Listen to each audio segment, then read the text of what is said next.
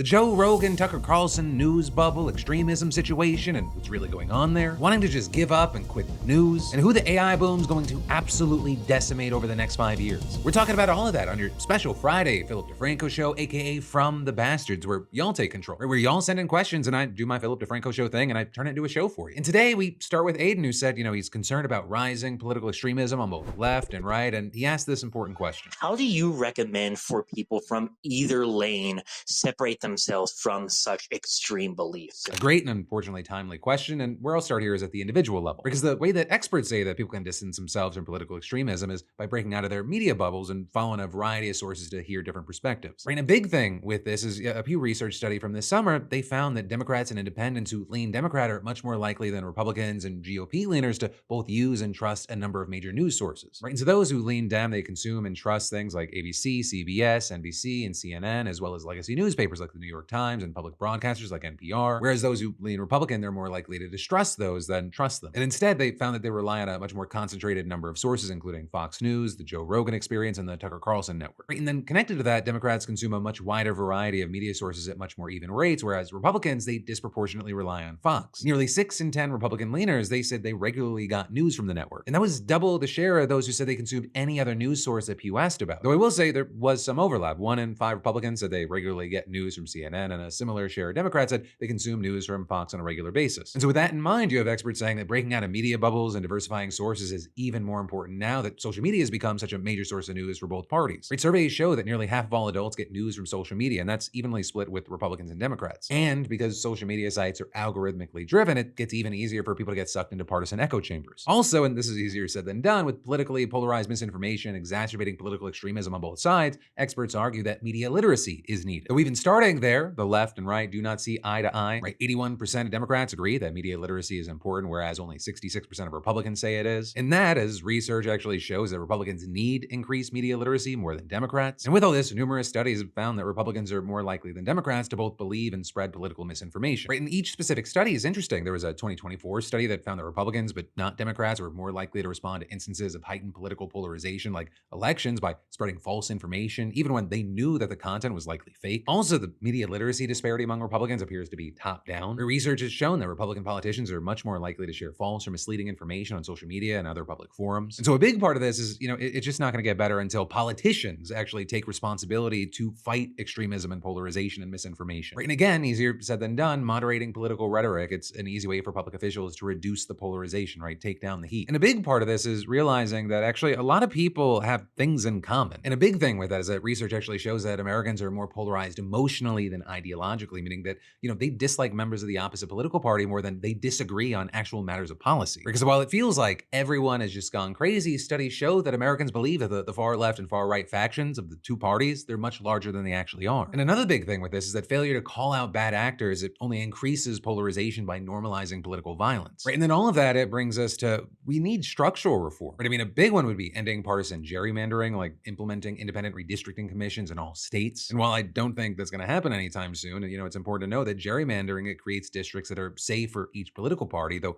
mostly Republicans. And so all of a sudden you have these seats that are less competitive, and competition's good because it forces political candidates to appeal to a broader base of voters in order to win. And so without that competition, candidates are more likely to cater to extreme factions of the party. And that's also why you have experts saying that implementing election systems like open primaries and ranked choice voting, it would decrease polarization. All of that research, it brings us back to a big core thing, getting people out of their bubble, right? Exposing people, exposing yourself to diversity. And that can be a diversity of people in your real life, people from different backgrounds, a diversity as far as what you're consuming. And also, I think a big thing is diving deeper on certain things. I think there's a real big problem on social media where, people are constantly farming attention, clips are getting posted out of context, or sometimes you get the full clip with the full context, but the headline or the caption completely misrepresents it. And I mean, I think a fantastic example of that we recently talked about was Miss Rachel. The way certain people and certain groups try to portray her as this giant anti-Semite because she said that kids in Gaza deserve not to die. All of this, it's It's easier said than done. But then we're gonna dive into even more in a minute. But first, let me say, are you still doing the run around the airport begging for a SIM card thing like it's 2009? Because you may not know this, but there's no need to play Lost Tourist anymore. With Saily, today's sponsor, you land abroad already connected. No scams, no confusion, no sad little kiosks with tech from the Cold War. You just download an eSIM straight to your phone before you leave. No lines, no paperwork, no stress. And Saily's got mobile data in 150 plus countries, and switching plans, it's basically one tap. You don't even have to remove your regular SIM. Your phone keeps both active. And yes, it's way cheaper than the surprise roaming fees that your carrier hits you with, like the one where you open your bill and suddenly you owe the GDP of a small village. The coverage is fast, stable, and you can choose plans that fit your trip. Day passes, weekly, monthly, whatever level of chaos you're traveling with. Plus, setup takes 60 seconds. I've had sandwiches that took longer. Don't let your phone carrier rob you on vacation. So if you're traveling sooner, honestly, ever again, stop doing it the medieval way. Just scan the QR code and use code Phil for 15% off your first plan. Yeah, just use that QR code or download the Saily app. But main thing, be sure to use code Phil for 15% off. But then back to the news. We had Jessica, who's a longtime PDS viewer from the olden days, giving the show some love, but also sharing a feeling that I think that a lot of people can relate to. Love your show.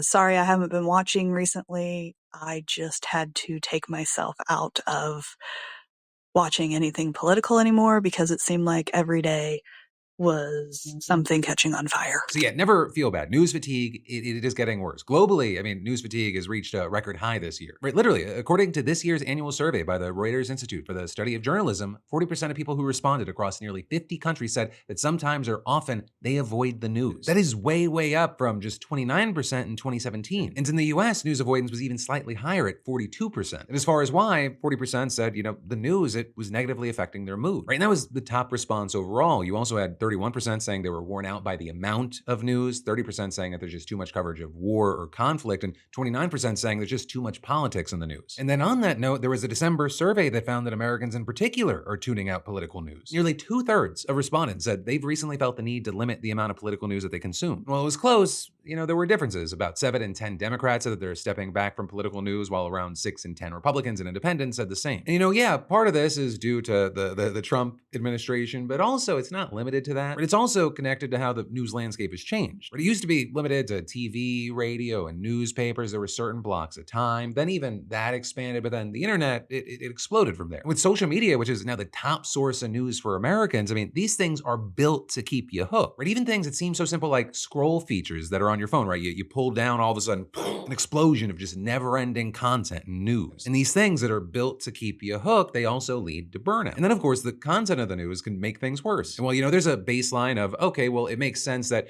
someone wouldn't cover a road working as intended versus if there was a crash or a big pothole on it. But there are also people in institutions, and you see it when it happens, that take it to a completely different level. And then making all of that even worse, people are more likely to avoid news if they believe it's biased, inaccurate, and lacks value. And how often are you on social media seeing a news thing and you're like, wait, is that true? For me personally, Twitter used to be a fantastic source, and now it's just a fucking insane cesspool where people are saying anything to get attention. So you end up seeing a lack of trust there, but also like in an October poll from Gallup, trust in media has hit a record low this year. Just 28% of respondents said they had a great deal or a fair amount of trust in newspapers, television, and radio. And understand some people are going to go out there and go like, oh, you're so soft. This is a genuine problem. This has been documented to cause mental exhaustion, burnout, evoke prolonged stress responses. And it can even manifest in ways like all of a sudden you'll have trouble concentrating, low energy or motivation, memory problems, irritability, so many other things. Right? Even that was just the mental stress can also have physical impacts like headaches, muscle tension or pain, stomach problems, and sleep issues. Exposure to news coverage of mass trauma events, it can even cause secondary PTSD in people who didn't experience the actual events. But then also with that, I'll say, well, news fatigue can be very harmful. Experts warn that avoiding the news and disengaging from current events,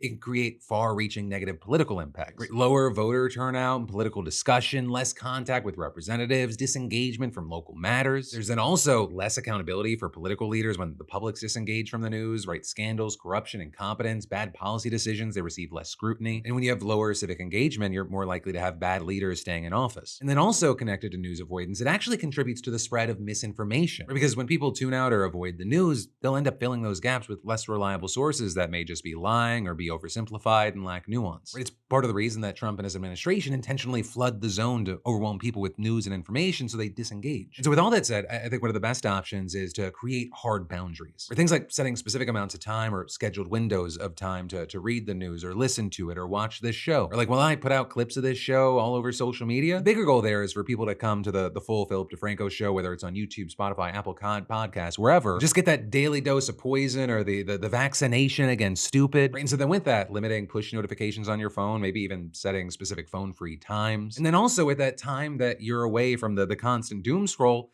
maybe do something positive or something productive for you and yours, or maybe, just something fun. I think a lot of people, especially over the last 10 years, have forgotten how to have fun. But also, and maybe it's fun for some people, but maybe it's just more of one of the positive things. You can get involved locally, engage in civic matters, or find other ways to bring about real change. But I do think something even self-serving, whether it's fun, maybe practice calming techniques like mindfulness, meditation, yoga, deep breathing, just some sort of self-care. But yeah, know that I understand the struggle. But then finally today we had Keely asking this question. Are you your family's tech support when it comes to older members of your family? How do you deal with it? See, I'm now getting to the age where I'm concerned that I'm gonna be the person that needs tech support. Though honestly, also this AI boom that we're seeing, I think it's causing a lot of people having to freak out or learn new things. Right? I mean, a Gallup survey from this summer found that the number of US employees who said they've used AI at least a few times over the last year, it's nearly doubled since 2023, jumping from 21% to 40%. And nearly 1 in 5 workers said they used AI at least a few times a week. Also,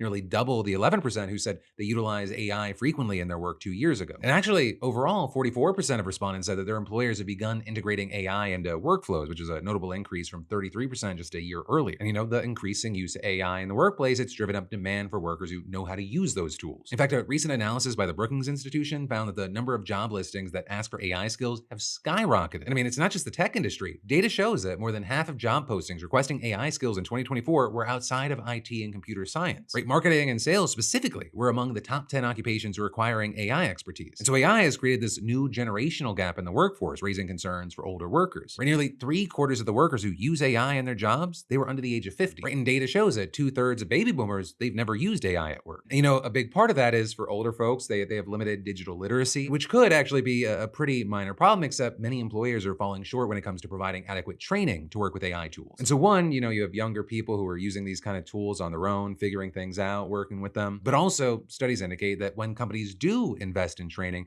they're more focusing on younger employees who are perceived as more adaptable. And actually, workers over 50 say they receive even less training on the job. Right? Just 1 in 10 older adults say they've taken AI training at work, despite nearly half of all respondents saying they'd be interested in doing so. And so with all of that, plus even more, you have experts worrying that this generational AI skill gap, it's going to push older workers out of the labor force. And these older folk worried that AI is going to replace them, it's not unfounded. Goldman Sachs research, they've estimated that AI could replace the equivalent of 300 million full-time jobs globally and displace 6 to 7% of the US workforce. So with that, it's also been predicted that AI could end up creating net jobs. Right? You've got the World Economic Forum forecasting it, driven in part by AI and automation, it's going to displace 92 million jobs by 2030, but generate 170 million new positions. But before you say yay, in the here and now, 41% of global employers reportedly intend to reduce their workforce as AI automates specific tasks. And then with that, the people losing their jobs may not be the people also getting a new job. Or you have experts worrying that the new jobs created by the boom are not going to help the workers who will be displaced, especially the older ones. So I will say, well, I've been talking a lot about old people. It's not just them. Where the World Economic Forum, they predict that by 2030, nearly 6 in every 10 people in the global workforce are going to need upskilling. But again, in the here and now, I do worry about the older folks, because you're talking about a demographic that's most likely to be replaced, most in need of upskilling. But